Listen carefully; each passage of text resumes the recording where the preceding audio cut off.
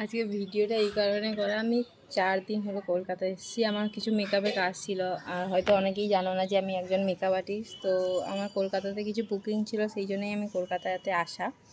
আমি এই সিজনগুলোতে আসি, আর মাঝে মাঝে কাজ থাকলে তখনও আসি। আজকে আমি ভিডিওটা করছি যে আমার গাছ খুব ভালো লাগে, তো আমি সেরকম গ্রামে তোমাদের সাথে শেয়ার করিনি, পরপর শেয়ার করব। তো আমার দাদার মনে হয় যে ওর হাতে কোনো গাছ হয় না, আমার হাতে গাছ ভালো হয়। আমি যখন এখানে আগে থাকতাম, প্রায় 2-3 বছর আমি কলকাতাতে ছিলাম, তো ওদের নাকি খুব ভালো গাছ হয়েছে। আমি ভালোবাসি খুব। তো তাই আমার দাদা যে গাছগুলো লাগায়, তো ওটা কিছুদিন পর মারা যায়। তো আজকে আমার দাদা আমাকে দায়িত্ব দিয়েছে গাছ লাগানো, আমাকে নিয়ে গাছ কিনতে যাবে। তো আমি সেই সব দেখাবো। তার আগে আমি দেখাবো যে ওদের ব্যালকনিতে কী কী গাছ আছে বর্তমানে, আর কি মরে গেছে সেইগুলো। এই টবগুলো ফাঁকা আছে, ওইগুলোতে আমি গাছ লাগাবো আজকে। চলো দেখতে থাকো।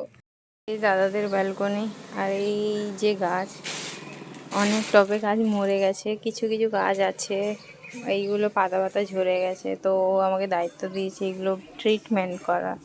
তো আজকে নিয়ে আমাকে গাছ কিনতে যাবে।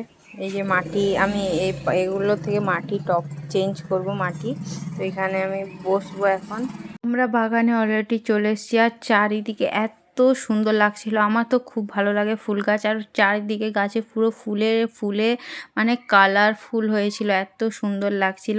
আর আমি একটা জিনিস এখানে প্রথম দেখলাম, আমি জানি না তোমরা কেউ আগে দেখেছো নাকি, সাদা রঙের গাঁদা ফুলের গাছ কি কেউ তোমরা দেখেছো?